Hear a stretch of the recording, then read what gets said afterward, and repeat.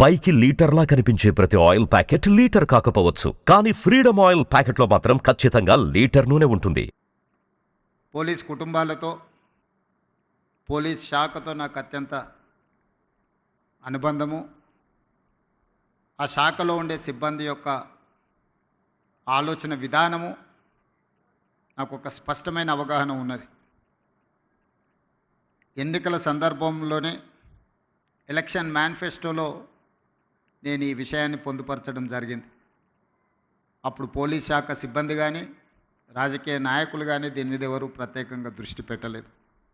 ఎందుకంటే ఎన్నికల్లో ఇచ్చే హామీలకు ఎన్నికల తర్వాత ఫలితాలు వచ్చిన తర్వాత పెద్దగా ప్రాధాన్యత ఉండదు అన్న ఆలోచన ఉందేమో, అందుకే ఎవరు దీని మీద పెద్దగా దృష్టి పెట్టలే.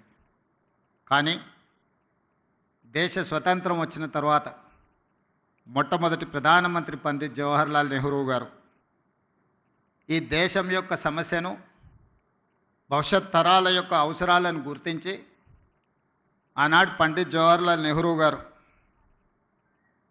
బిజిలీ, పానీ, సడక్, ఈ దేశం యొక్క మౌలిక స్వరూపం మారాలి అనంటే విద్యుత్తు ఉండాలి, తాగునీరు, సాగునీరును అందించాలి, పల్లెటూర్ల నుంచి పట్టణాల వరకు రోడ్డు రవాణా వ్యవస్థ ఉండాలి అని ఆలోచన చేసి బాక్రానంగల్ నుంచి నాగార్జున సాగర్ డ్యాం వరకు పండిత్ జవహర్లాల్ నెహ్రూ గారి విధానంలో ఆ రోజు ఈ దేశం అభివృద్ధి పదం వైపు నడిచింది. ఆ రోజు ఎడ్యుకేషన్ అండ్ ఇరిగేషన్ ఆలోచన కూడా పండిత్ జవహర్లాల్ నెహ్రూ గారు చేశారు. అందుకే ఈరోజు ఈ దేశంలో ఉన్న గొప్ప గొప్ప యూనివర్సిటీలు అన్నీ కూడా పండిత్ జవహర్లాల్ నెహ్రూ గారు ఉన్నప్పుడే పునాదులు పడ్డాయి. ఆ యూనివర్సిటీల నుంచి వచ్చిన విద్యార్థులే ఈ దేశ భవిష్యత్. ఆనాడు నిర్మించిన సాగునీటి ప్రాజెక్టులే ఈ దేశం ఆకలి కేకల నుంచి ప్రపంచానికే ఆహార ధాన్యాలను అందించే స్థాయికి ఈరోజు ఈ దేశం అభివృద్ధి చెందింది అంటే ఆనాటి మొట్టమొదటి ప్రధానమంత్రి ఒక గొప్ప ఆలోచన చేసి ఒక దార్శనికత చూపించడంతో ఈరోజు ప్రపంచ దేశాలతో పోటీ పడగలుగుతుంది. ఆ తర్వాత శ్రీమతి ఇందిరాగాంధీ గారు దళితులు, గిరిజనులు, ఆదివాసీలు, బలహీన వర్గాల యొక్క ఆకలి కేకలను, ఆలోచనను చూసి రోటీ కప్డా ఔర్ మకాన్ అనే స్లోగన్ తోటి ప్రజలకు రోటీ కప్డా ఔర్ మకాన్ అనే విధానాన్ని తీసుకొచ్చి పేదలకు సహాయాన్ని అందించారు. ఆ తర్వాత రాష్ట్రాలను తీసుకున్నప్పుడు ఈ మధ్యకాలంలో ఎక్కడికి వెళ్ళినా పాత్రికేయ మిత్రులు కానీ, రాజకీయ విశ్లేషకులు ప్రతి ముఖ్యమంత్రికి ఒక బ్రాండ్ ఉన్నది, మీరు 16 నెలలైన ముఖ్యమంత్రి అయ్యి మీరు ఏ బ్రాండ్ క్రియేట్ చేసుకోలేకపోతున్నారు ఎందుకు అని ప్రశ్నిస్తున్నారు. నేను చాలా సందర్భాలలో నవ్వి వదిలేసిన. ఎందుకంటే ప్రశ్న అడిగేవాళ్ళు నేను ఏ బ్రాండ్ కోసం ప్రయత్నం చేస్తున్నో వాళ్ళు అవగాహన చేసుకునే పరిస్థితుల్లో లేరు అని. మొట్టమొదటిసారి 2 రూపాయలకు కిలో బియ్యం ఇచ్చిన ఎన్టీ రామారావు గారు పేదవాడు తెల్లన్నం తిన్నప్పుడల్లా వారిని గుర్తు చేసుకుంటాడు. ఐటీ కంపెనీలను, హైటెక్ సిటీని ఇవి చూసినప్పుడు చంద్రబాబు నాయుడు గారు గుర్తొస్తాడని చెప్తారు. అదేవిధంగా జలయజ్ఞం, వ్యవసాయాన్ని ప్రాధాన్యతగా తీసుకొని ఉచిత కరెంటు నుంచి సాగునీటి ప్రాజెక్టుల వరకు రైతుల సమస్యలను చర్చించినప్పుడు రైతు బాంధవుడుగా డాక్టర్ వైఎస్ రాజశేఖర రెడ్డి గారు గుర్తొస్తారు. సరే, ఇంకొంతమంది కొన్ని రకాలుగా కొన్ని బ్రాండ్స్ క్లెయిమ్ చేస్తూ ఉంటారు. ఉద్యమకారులమని, తెలంగాణ ప్రదాతలమని, వాళ్ళ గురించి నేను పెద్దగా చర్చించదలుచుకోలేదు.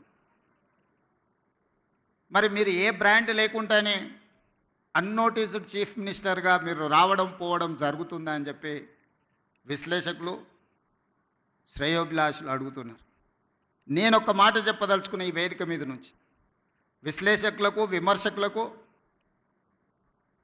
ఈ రాష్ట్రంలో ఉండే ప్రజలకి, young India is my brand. I wanted to create a brand that is called Young India. వేల సంవత్సరాల చరిత్ర కలిగిన మానవుల కోసం దేశాలు, సరిహద్దులు అనేటివి కృత్రిమంగా మనం సృష్టించుకున్నవే. ఒకప్పుడు రాజ్యాలు ఉన్నప్పుడు బలవంతుడైన రాజు ఆక్రమించుకుంటూ పోతే పెద్ద పెద్ద రాజ్యాలు ఉండేటివి. మళ్ళీ సామంతులు స్వతంత్రం ప్రకటించుకుంటే అవి చిన్న రాజ్యాలుగా మారినాయి. రాజ్యాల సరిహద్దులు మనం సృష్టించుకునే.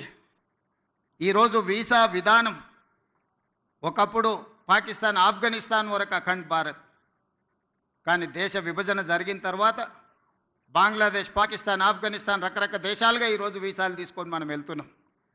ఈ సరిహద్దులు అన్నీ కూడా మనం కృత్రిమంగా సృష్టించుకున్న సరిహద్దులే, మానవులు తయారు చేసుకున్న సరిహద్దులు. కానీ వీళ్ళందరికీ అవసరమైన అవసరాలు ఏమి? వీటి మీద ప్రత్యేకమైన దృష్టి పెట్టాల్సిన అవసరం పాలకుల మీద ఉన్నది. అది రాజ్యాలు కావచ్చు, స్వతంత్ర భారతదేశం కావచ్చు. భారతదేశానికి స్వతంత్రం వచ్చి 75 సంవత్సరాలు పూర్తి చేసుకున్నామంటే this is one of the youngest country in the world. స్వతంత్ర భారతదేశంగా 75 సంవత్సరాలు అనేది చాలా చిన్నది. మనం పురాణాలను విన్నప్పుడు, చరిత్రలు చదివినప్పుడు వేల సంవత్సరాల చరిత్ర గురించి మాట్లాడుకుంటున్నాం, చర్చించుకుంటున్నాం. వేల సంవత్సరాల చరిత్రలో 75 సంవత్సరాలు అనేది ఒక చిన్న ప్రయాణం మాత్రమే. ఈ చిన్న ప్రయాణంలో ఎంతోమంది ప్రధానమంత్రులు, ముఖ్యమంత్రులు, మంత్రులు రకరకాలుగా వచ్చిండ్రు. కానీ కొద్దిమంది మాత్రమే చరిత్రలో నిలబడ్డారు.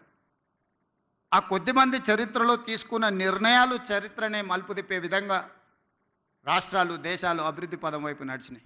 సుమన్ టీవీలో మీ పర్సనల్ అండ్ బిజినెస్ ప్రమోషన్స్ కోసం కింది నెంబర్కి కాంటాక్ట్ చేయండి.